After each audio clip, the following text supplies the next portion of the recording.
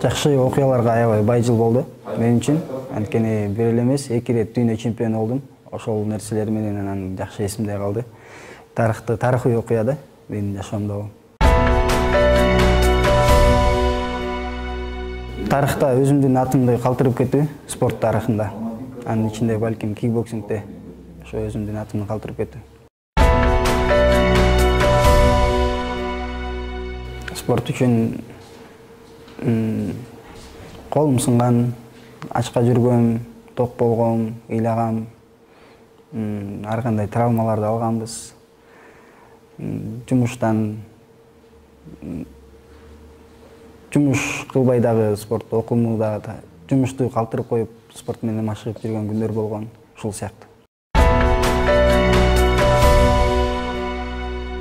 Спортто болгон. Ошо акыркы Дүйнө чемпионатындагы финалдык беттеш түркмөнстандык спортчу менен.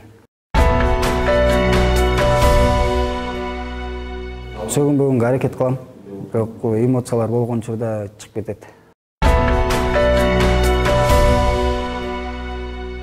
Оңолуу жолунда, Кудай буйруса, оңолуп ошол боюнча эле токтоп калат дегенден алысмын.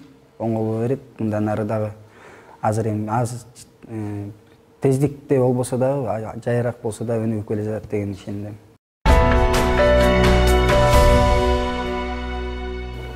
Буга чейинки мезгилдерде балким көчөдө ошо авторитет болгондор, булар көбүнчө ушул көчө жашоо образын алып жүргөн кишилер болсо, азыр деги эле дүйнөдө спорт жакшы өнүгүп атат. Ошол себептен сергек жашоо образы, спорттук жашоо образы аябай модага айланды. Ошол себептен жаштар көбүнчө барып атат деп ойлойм.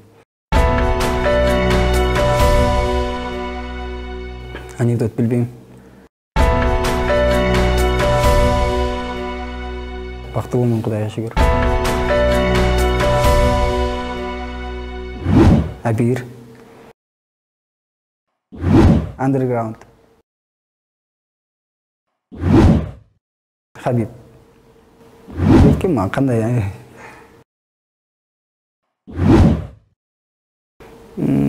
Экөө тең. Айта албайм тандаганда кандай эми. Экөө тең. Экөө тең жакын досторум. Кикбоксинг. Ростов-на-Дону. И биле.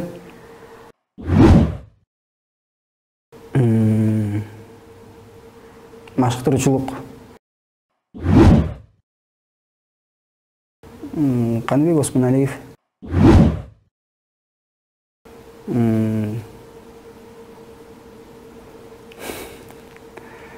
КТРК спорт балким. Достук.